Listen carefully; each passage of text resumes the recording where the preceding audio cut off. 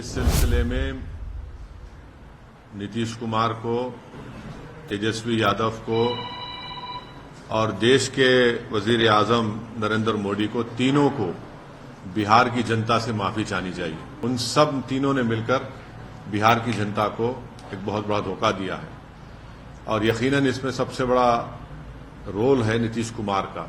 अब हम तेजस्वी यादव से पूछना चाह रहे हैं कि बताओ कैसा लग रहा है आपको? अभी आपने हमारे 4 एमएलएस को तोड़ा था, अब आपको कुछ दर्द हो रहा है सीने में? अब आपको मालूम हो रहा है कि जो खेल आप हमसे खेले थे वही खेल आपसे हो गया? नीतीश कुमार तो सिर्फ अभी तो नाम के मुख्यमंत्री रहेंगे, हुकूमत चलेगी बिहार में आरएसएस की और नरेंद्र मोदी की। हम तो यही चीज को रोकना चाह रहे थे। नीतीश कुमार को लगता है कि मैं जब तक जिंदा रहूं मुख्यमंत्री रहूं, और बीजेपी को लगता है कि भाई हर चीज हमको मिल जाए, चाहे कुछ भी हो, किस तरीके से हो जाए। इस सिलसिले में नीतीश कुमार को, तेजस्वी यादव को और देश के वजीर आजम नरेंद्र मोदी को, तीनों को बिहार की जनता से माफी चाहनी चाहिए। और तीनों पार्टीज ने मिलकर बिहार की जनता को जो बातें की हैं और जो वादे किए थे और अपनी पॉलिटिकल आइडियोलॉजी की बात की थी, उन सब तीनों ने मिलकर बिहार की जनता को एक बहुत बड़ा धोखा दिया है और यकीनन इसमें सबसे बड़ा रोल है नीतीश कुमार का। नीतीश कुमार कल तक हमको गाली देते थे कि ओवैसी बी टीम है।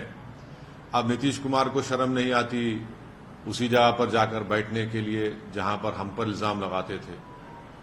और नीतीश कुमार ने पॉलिटिकल अपॉर्चुनिज्म कहना तो अंडरस्टेटमेंट होगा, उन्होंने हर चीज का रिकॉर्ड तोड़ दिया है और कोई उनकी बात का न एतबार है न भरोसा है। मैं शुरू से कह रहा था कि नीतीश कुमार फिर से बीजेपी में जाएंगे, मगर लोग हमारी बात को यकीन नहीं कर रहे थे। अब हम तेजस्वी यादव से पूछना चाह रहे हैं कि बताओ कैसा लग रहा है आपको? अभी आपने हमारे 4 एमएलएस को तोड़ा था, अब आपको कुछ दर्द हो रहा है सीने में? तकलीफ हो रही है आपको अपने भेजे में? अब आपको मालूम हो रहा है कि जो खेल आप हमसे खेले थे वही खेल आपसे हो गया? और तेजस्वी यादव और उनकी पार्टी धोखा दी है। 2 मर्तबा नीतीश कुमार को उन्होंने मुख्यमंत्री बनाया। बताइए अब क्या हासिल हुआ आपने? बीजेपी को आपने सत्ता दे दी। नीतीश कुमार तो सिर्फ अभी तो नाम के मुख्यमंत्री रहेंगे, हुकूमत चलेगी बिहार में आरएसएस की और नरेंद्र मोदी की। हम तो यही चीज को रोकना चाह रहे थे। एमआईएम पार्टी इसी को रोक रही थी। और जब हमारे सीमांचल की जनता ने एमआईएम के 5 विधायक को कामयाब किया, तो हमने तो जब उनके स्पीकर के इलेक्शन में तायद की थी गठबंधन के।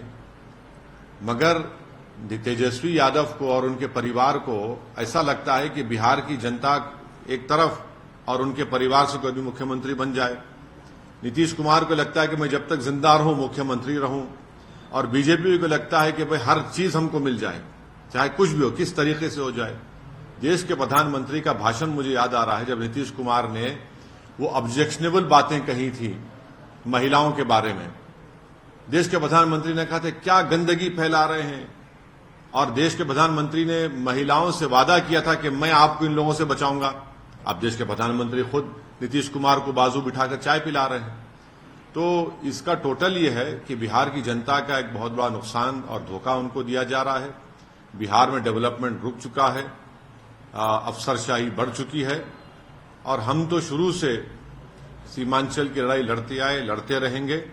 और इससे जनता को फिर से मालूम हो गया कि एमआईएम और ओवैसी जो बात कह रहा था कि सेकुलरिज्म, पॉलिटिकल सेकुलरिज्म सिर्फ इस्तेमाल किया जाता है भारत के मुसलमानों को धोखा देने के लिए, और अब की बार फिर से धोखा दिया गया है बिहार के मुसलमानों को सिर्फ सत्ता में आकर बैठने के लिए।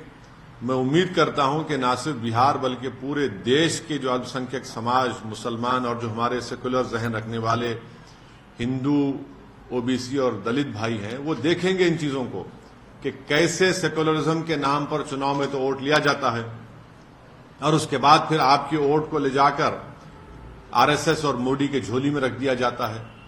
तो उम्मीद करते हैं कि वो इससे एक इसका नोट लेंगे और उन पार्टीज का साथ देंगे जो आपकी पॉलिटिकल लीडरशिप को डेवलप करना चाहती है।